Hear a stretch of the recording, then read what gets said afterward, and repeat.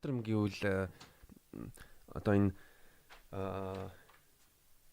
Bessel van der Kolk гэдэг Голландын судлаач The Body Keeps the Score гэдэг ном гаргасан. Энэ хүн бол травмаг 30 жил судалсан. Би энэ номын одоо 30% дээр нь явж байгаа. Би тэгээ энэ номыг уншаад бол зөндөө юм сурж авсан. Бас нэг айхтар юм юу вэ гэвэл одоо бэлгийн хүчирхийлэлд хүүхэд байхдаа бэлгийн хүчирхийлэлд өвтөжсэн одоо бяцхан охтууд яадаг байсан бэ гэвэл яг ингээ хүлдэнгүүтэй өөрөө байхгүй байгаа юм шиг тийм мэдрэмж авдаг байсан байлээ. Тийм. Тэнгүүд яг өөрөө нэг байхгүй юм шиг нэг яг тэр янгир шиг ингээ хүлдчихдэг. Тийм. Ер нь өөрийгөө яг нэг жижигсдэг те янз бүрийн төлөөс байхгүй байхыг хичээдэг те.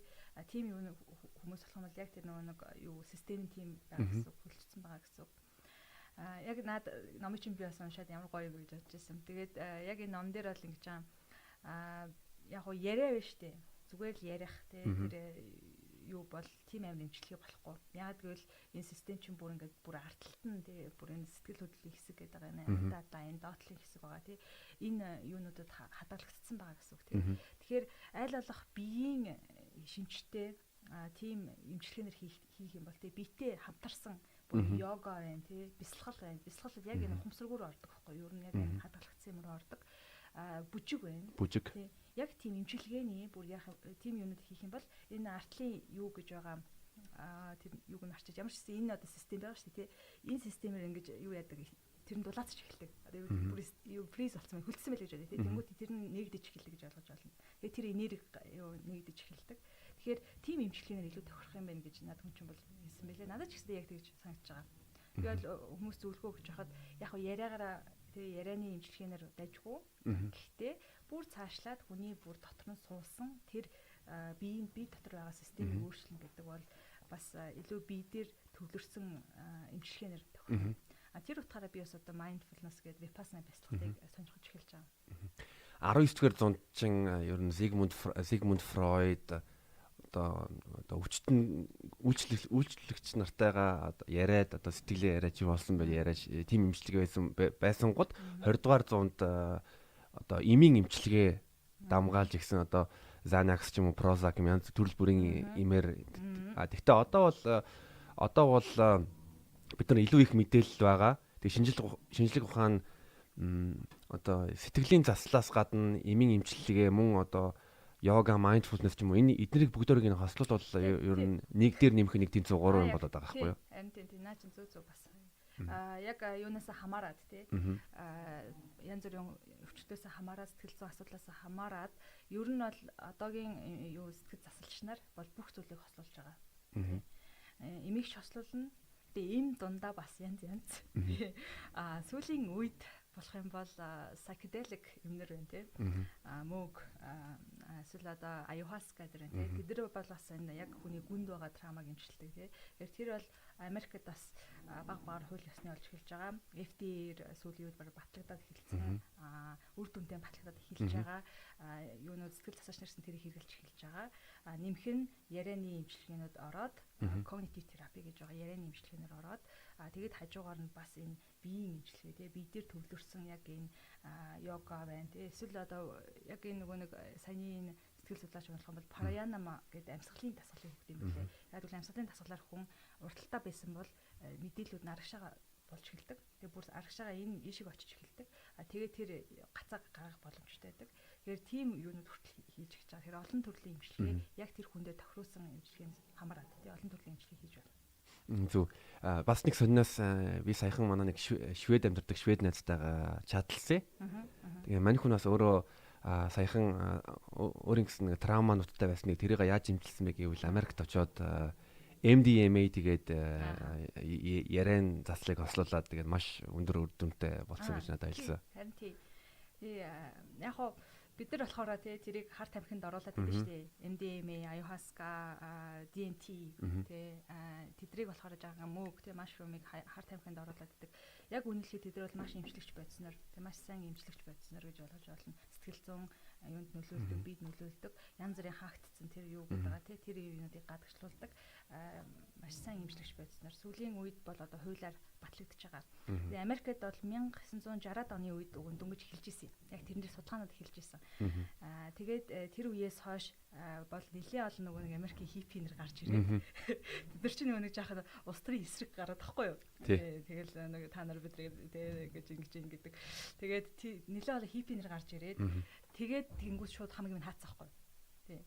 Яг бүр Америкийн Харвардын профессорууд байгаа. Одоо өнөөдрийн нэрээр болох Рамдас гэж нэртэй тэр профессор Альберт гэдэг хүн.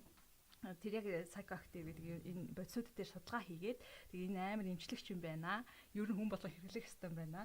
Тэгээд тэгсэн чинь ер нь бол сүүл рүүгээ баахан хиппинер гарч ирээд тэгээ тэрийг болоод тэгээд тэр судалгааг бүр болцсон байхгүй. Тэр юуг нь лабораторийн ч гэсэн хаагаад тэгээд судалгаа болоод одоо болох юм бол сүүлийн үед энэ судалгаа дахиж нэгдэж эхэлж байгаа. Дахиж хийгдэж эхэлж байгаа Америкт.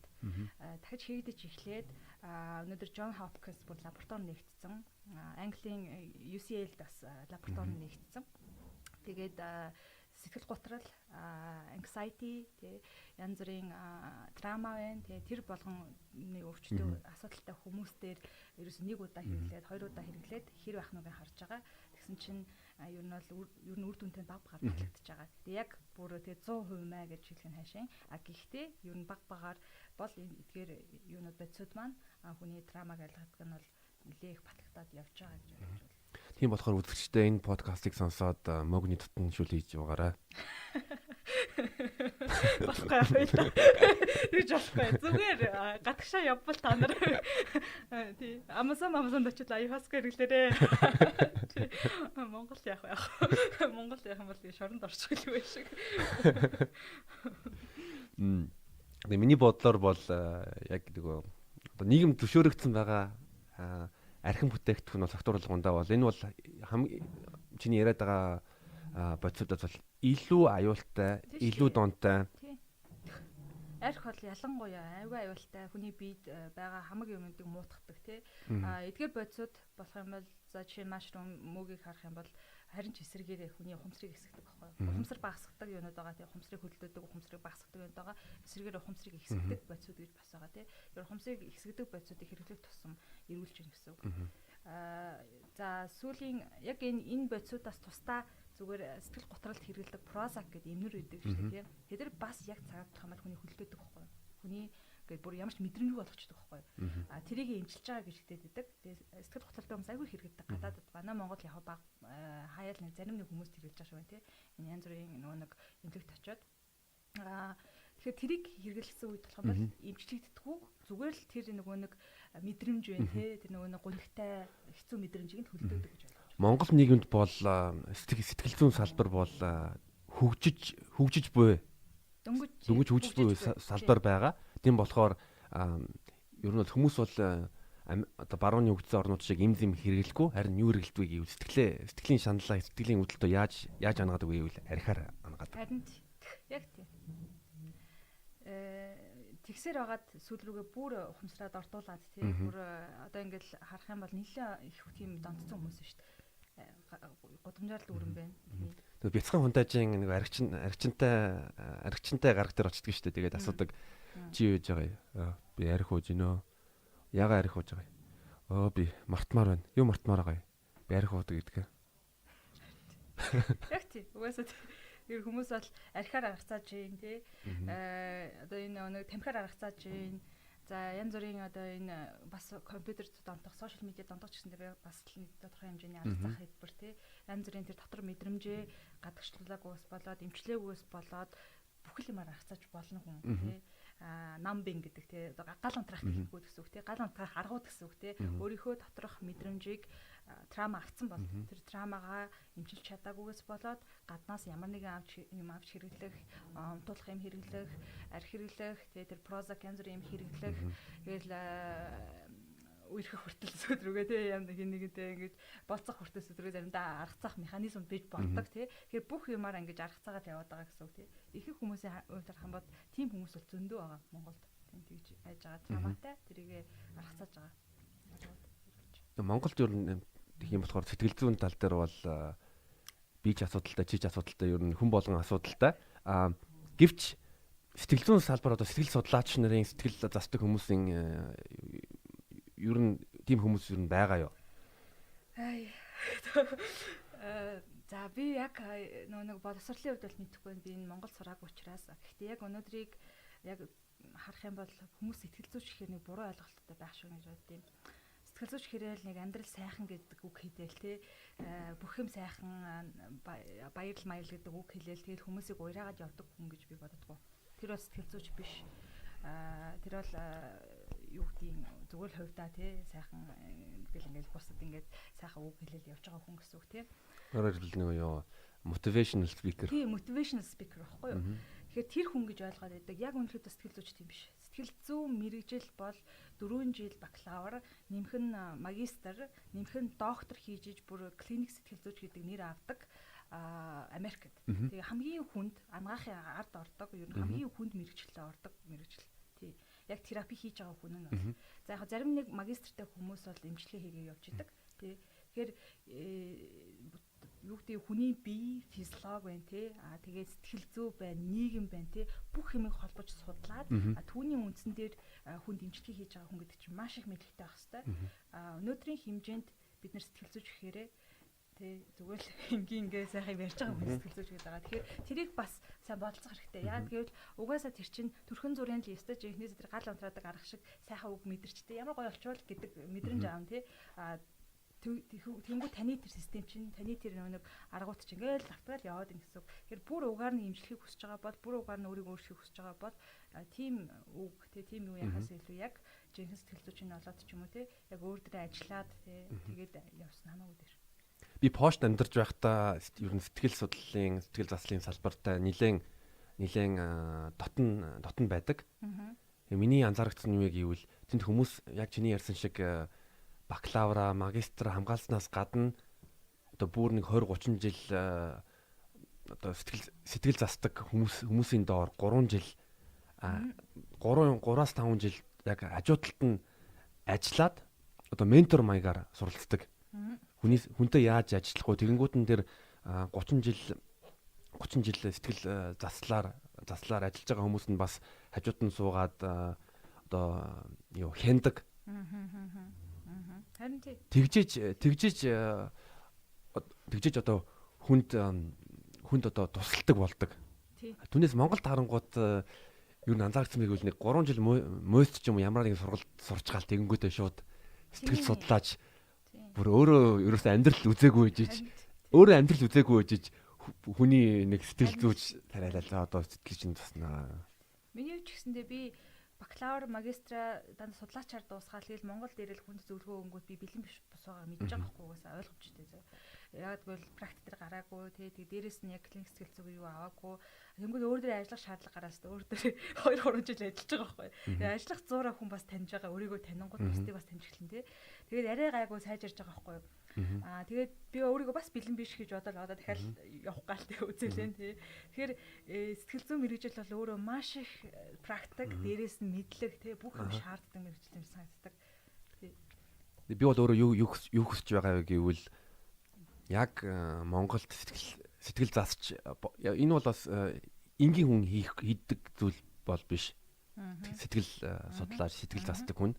Хүн өөрөө өөрийгөө ухамсарладаг байх ёстой. Өөрөө хүмүүсийн зовлонг ойлгодог. Тэгээ бас энэ хүмүүст би яаж туслахгүй гэсэн тийм нэг инэрэнгүй сэтгэлтэй байх ёстой. Тэгэд өөрөө энэ салбарт ер нь амь насаа зориулах хэрэгтэй юм л дээ. Тийм болохоор яг үнэнчээрээ энэ салбарт ороод зүтгэхэд мөнгөний төлөө биш хүн л байх ёстой. Тэгэхээр баяа айлын хүмүүс сэтгэл засч болоорой. Аав ээжийнхаа гим зэмийг засаад. Тий, яг цагаалах юм бол тийм байхгүй юу? Сэтгэл зүйч яг цагаалах бол яваад ухамсарын хөгжлийн хувьд бол нэлийн өндөр түвшинд очиж хүмүүсийг бас татаж авна шүү дээ, тий. Тэгэхээр өөрөө тийм байж ич яа гэсэн өөрөө ухамсарын хөгжлийн түвшинд нэлийн өндөр очиж хүмүүсийг хараад за энэ дээрээ гацчиж би энийг нэмжлэе гэх. Түүнээс яг өөрөө адилхан тэр үе дээрээ гацсан байх юм бол тэр хүнийг нэмжиж чадахгүй байхгүй юу? Тэгэхээр тэр хүний асуудал дээр би адилхан шийдэггүй жиж тэр хүнийг нэмжлэнэ гэж байхгүй гэсэн үг. Тий. Би бас өөрөө амьдрал дээр аим нэлээд гүнзгий травматай байсан болохоор одоо өөрийгөө бас ухамсарлаа засж байгаадаа бол нэлээд юу н баяртай байгаа. Чи бас нэлээд их өөр дөр ажилладаг тий. Өмнө нь поштас яаж исэн гэсэн шүү дээ. Нэг assertive харилцааны сургалтанд сууж исэн гэсэн тий. За би mindfulness бисэн mindfulness-ийн 8-7 хоногийн сургалтанд суусан. Гэтэ хүмүүс юу мэдгүй байгаа л да. Би юу 8 настай байхдаа манай ээж маань машины осолд өнгөрсөн. Тэгээ би аавтай гацууг үссэн. Тэгээд аавтай гацуугтаа бас би бол ер нь гэр бүлийн хүчирхийлэл бон сэтгэл зүйн дарамтанд бол өсч байсан, гэрээсээ цогтдож байсан. Тэгээ би нэг 18 настайдаа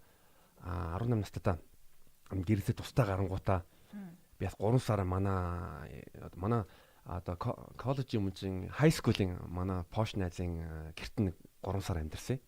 3 сар амьдэрсахдаа яг аавч хоёр нь намайг тэр 3 сард гэрт нь амьдарч явах үед намайг надад одоо хайр гэж юу юм бэ?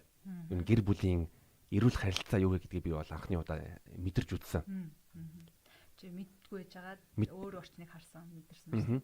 Би өөх нь бол ер нь өөрийнхөө туршлагаараа юмыг ер нь дүгнэн дэлхийг харна. Тэгэнгүүт нь би яг тэр 3 сар манай бета гэдэг найзын гэрт нь амьдарч явах үедээ бол би ямар одоо эрүүл биш хүчирхийллийн орчинд өссөн бэ гэдгийг ойлгож авсан. Тэгээд тэрний дараа би non-violent communication буюу одоо хүчирхийллийн бус харилцаа 1 жилийн тийм сэтгэл заслын одоо үйлчилгээ аваад тэрний дагуу ер нь өөрийгөө эмчилж игсэн дотор байгаа тэр бүх үүдэлтийг одоо засч эхлээд тэгээд дараа нь бас юу лээ transactional analysis гэж байгаа. Тэрний бас 1 жилийн сургалтанд суугаад дараа нь бас assertiveness-ийн сургалтанд явахдаас mindfulness игээд тийм болохоор бол одоо бол өөрийгөө би бол бүрэн эрүүл гэж хэлэхгүй. Гэхдээ бас би тодорхой хугацаанд бол 4-5 жил бол өөр дээрээ ажиллаад өөрийгөө засч байгаа. Харин тийм наа чи яг юу вэ те бидний тархи штэ. Яг үнэхээр ямар орчинд өссөн, ямар ертөнцийг харсан тэр хэмжээгээрээ угаасаа хөгжиж байдаг тийм. Тэгээд дараа нь бид нар ертөнцийг харлаа, яг тэргээрээ ертөнцийг хардаг гэсэн үг. Яг тэгж харж ихтэн тийм. Яг ямар орчинд өссөн тэргээр ертөнцийг харж байгаа. Тэгэхээр имчилсэн тохиолдолд эсвэл өөрөө чи одоо анзаараад тий өөр чиний өссөн орчноос өөр орчин харангуудаа өөр орчин байд юм гэж анзаарсан тохиолдолд арай нэг юу болж байгаа тий. За ийм байвал арай өөр байхаас ингэж имчлэгдэж эхэлж байгаа гэсэн үг. Тэгээ би одоо пошийн сэтгэл судлалын салбар бол бас мундаг хөгжиж байгаа. Бас мундагуудтай хамтарч ажилласандаа бол өөрөө маш их баярлж байгаа. Надад дийлэх нь үн төлбөргүй үйлчлэг үзүүлсэн байхгүй юу. Тийм болохоор би тэр хүмүүстэй бол одоо хүртэл харьцаатай байнгын харьцдаг. Яг Монголд ирээд одоо 3 жил болж байхад би бас ер нь хүүхдүүдийг бодонгууд одоо гэр бүлийн хүчирхийлэлд өсөж байгаа хүүхдүүд энэ Монгол хүүхдүүд бас л түүний сэтгэлийн засах тийм мэрэгчлийн хүмүүс байхгүй. Тийм болохоор эрүүл нийгэмд бол эрүүл иргэд хэрэгтэй болохоор энэ бас Монголын бас нэг хамгийн том асуудалтай салбаруудын нэг л гэж бодож байгаа. Одоо бол би ингэж харахаар баг ихэнх хүмүүс травматай. Нэрнгэсээ трама бол ингээд нөө шугамар харах юм бол багаас ихрүүл орхоос биш баг трамагүй хүн гэж өөр бэдгүй юм шиг байна. Тэгээ угаасаа нийгмээс авсан янз янзын юмнуудтай байгаа. Тэгээд харахаар нэлээд их траматай. Монголын хувьд бол коллектив трама буюу олноороо нийгмээрээ траматай байгаа юу харагдаад байгаа. Магадгүй шилжилтийн үеэс бодоод энэ үүссэн байх. Бид нар чинь нөгөө нэг ингээд баахан нүүдэлчин байж байгаа лээ. Нэг их байгаль майхалтайгаа ойрхон байж байгаа. Одоо ингээд буцаад юу хотчоол тий. Тэгэл энэ шилжилтийн үеэс бид нар маш их identity өөрийнхөө юуг алдаал өөр шинэ юу үүсгэж явж байгаа шүү дээ тий. Энэ юунаас гарсан юм ингээд амар их траматай. Харахаар л дотроо нэг юмтай л хүмүүс харагдаад байгаа байхгүй юу? Айгу хэцүү байдалтай. Тэгэл энийг эмчлэх хэрэгтэй байхгүй юу? Энэ трама эмчлэгөөс болоод бидний нийгмийн бүтээмжинд нөлөөлнө. Тэгээ бидний зүгээр аз жаргал нөлөөлнө, өдөр тутмын харилцаа нөлөөлнө, биеийн эрүүл мэндэд нөлөөлдөг байхгүй юу? Трама авлаа, ер нь бол бие өвчин тусах магадлал маш их ихсдэг. Тэгэхээр энэ болгоныг бид нэр энэ ойлголтыг трама гэдэг ойлголтыг оруулаад энэ дээр мэрэгсэн хүмүүсийг багаас нь сургуулиудад оруулаад эмнэлэгт оруулаад эмнэлэг дээр бол өвчтөе хүмүүс бол трама авсан хүмүүс айгүй хэрэгтэй шүү. Тийм хүмүүс бас тий эмчнэр хүртэл энийг мэддэг байгаад эмчнэр бараг мэдэхгүй тэрийг биеийнхаа юу гэж мэдэн тий яг энэ сэтгэл зүйн янз бүрийн авсан трама гэж мэдэхгүй энэ болгоныг мэддэг байгаад нийгэм өөрөө тэрэн дээр яг ухамсартай байгаад яг тэрэн дээр жихнээс нийгмийн янз бүрийн юунууд төсөөд оруулж ирэх юм бол нэр нэгсээ сайжирна. Одоо л алга.